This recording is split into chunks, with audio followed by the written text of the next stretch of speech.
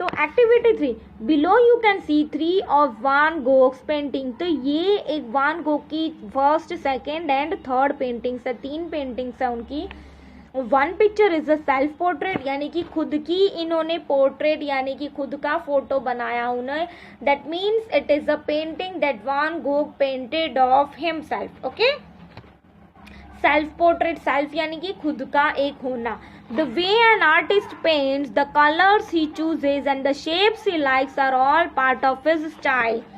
अब एक कलाकार जो होता है या फिर एक जो पेंटर होता है, उसकी खासियत क्या होती है कि उसकी खासियत होती है the way an artist paints. एक आर्टिस्ट किस तरह से पेंटिंग स्टार्ट करता है।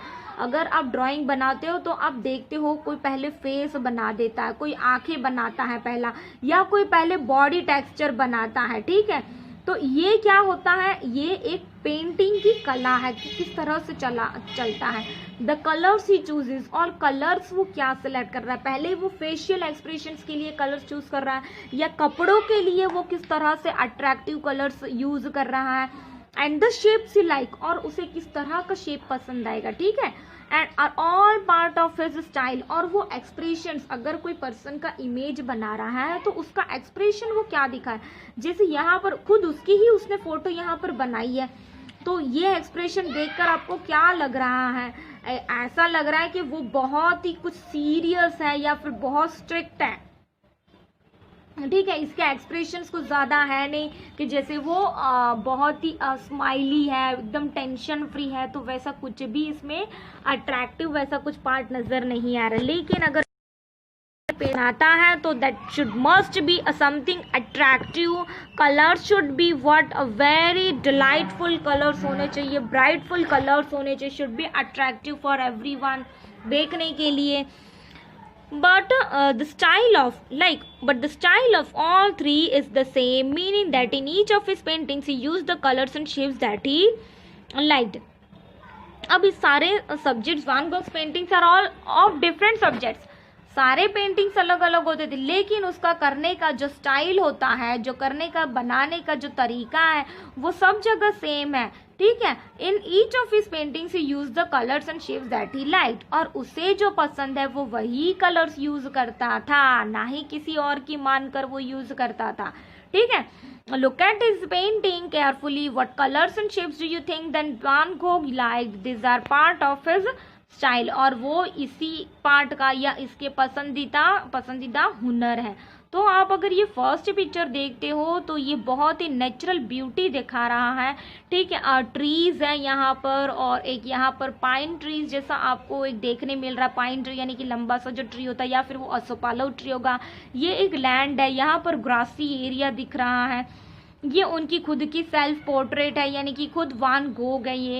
एंड यहाँ अगर आप देख रहे हो तो ये ऐसा लग रहा है कि यहाँ से कहीं ज्वाला निकल रही है, गरम गरम सी आग निकल रही हो, ठीक है। तो गोल्डन येलो कलर यहाँ पर पेंटिंग में यूज हुआ है। Let's use words to describe the style of a painter. To describe Van Gogh's style, name at least 3 things that all the paintings have in common.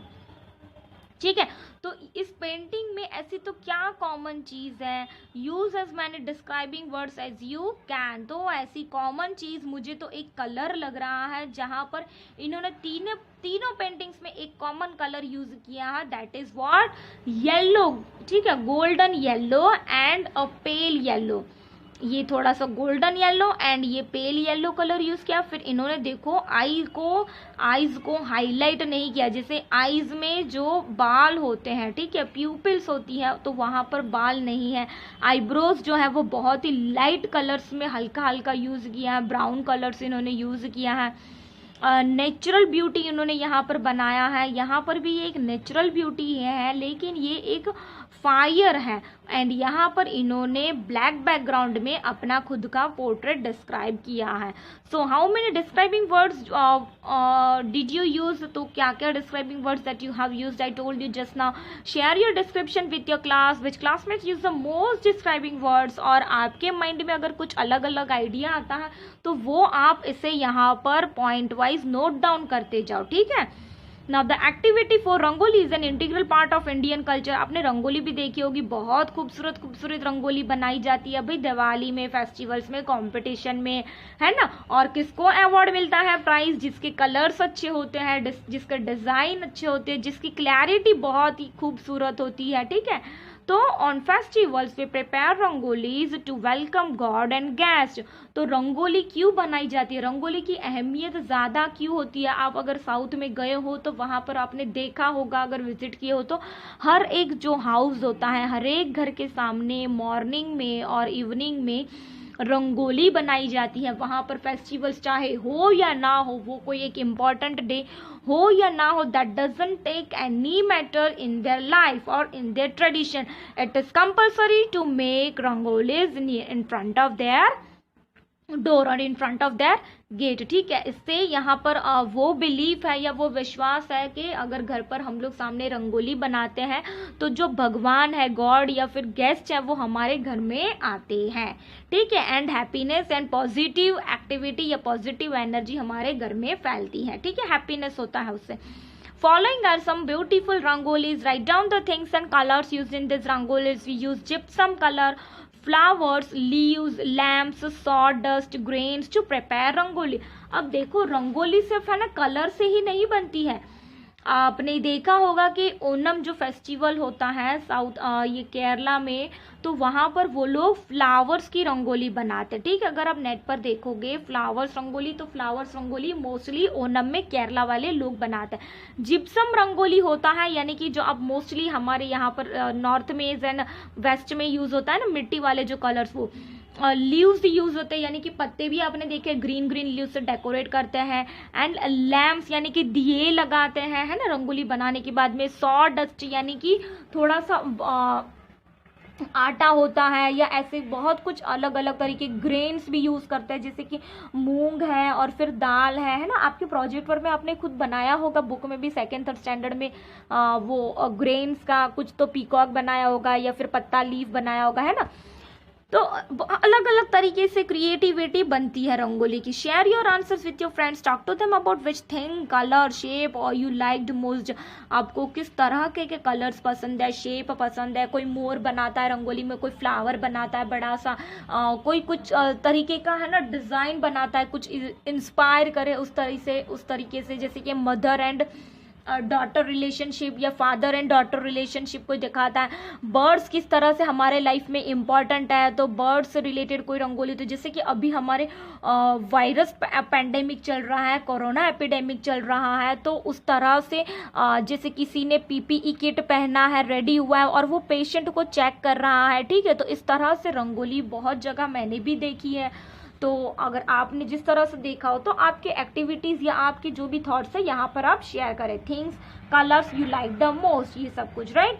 Now यहाँ पर एक रंगोली दिया हुआ है, देखो यहाँ जिप्सम कलर्स यूज बोलते हैं, लैंप यूज किया हुआ है यहाँ पर, आपने देखा यहाँ पर ड्राइंग बनाई हुई है, ठीक है। तो ड्राइंग में जैसे कि मैंने बताया उसमें यहाँ पर ग्रेन्स कहते हैं, जो ग्रेन से यूज करके रंगोली बनाता है। Discuss in group pair and conclude 5 essential qualities and skills to become a good rangoli artist. Skill क्या होना चाहिए, क्या टैलेंट होना चाहिए, क्या किस तरीके का खासियत इंपॉर्टेंस होना चाहिए अगर आप रंगोली आर्टिस्ट रहो तो। Use the language expressions like the rangoli artist should have. तो रंगोली आर्टिस्ट के पास में कैसी क्या खासियत होनी चाहिए, ऐसी तो क्या स्किल होनी चाहिए, जैसे he should be a creative, ठीक है, daily new ideas, he should have a daily new ideas, he should use bright colours, ठीक है, अ वेरी गुड एयर, उसको जो लैंड होना चाहिए या जो एक जहाँ पर वो रंगोली बना रहे, the platform should be very clear और शुड बी अट्रैक्टिव, ठीक है, अट्रैक्टिव होना चाहिए। जैसे कि आप जिस मिट्टी में बना दोगे तो वो जैसा ज़्यादा अट्रैक्टिव नहीं लगे, तो उससे अट्रैक्टिव बनाने के लिए आपको वहाँ पर घेरू यूज़ करना पड़ता है, रेड कलर का जो आता है, जिसे भिगा कर हम लोग फिर बाद में मिट्टी पर लेप देते हैं। या फिर गांव में अगर आपने देखा होगा तो जो काऊ डंग होता है, ठीक है, गाय का जो गोबर होता है एंड मिट्टी होती है उसे मिक्स कर कर लेप देते हैं नीचे, तो ये और उसी के ऊपर वो रंगोली बनाते हैं। तो बहुत अच्छे अच्छे आइडियाज हैं। अगर आपके जैसे आप अपने पेरेंट्स के साथ में या आपके दादी दादा होंगे तो उनके साथ में आप डिस्कस करके यहाँ पर उनके क्या स्किल्स और टैलेंट होना चाहिए वो यहाँ पर आप नोट डाउन करें, right? And the rest of the things we will start in the next video. So up to this first part we will finish it up to this.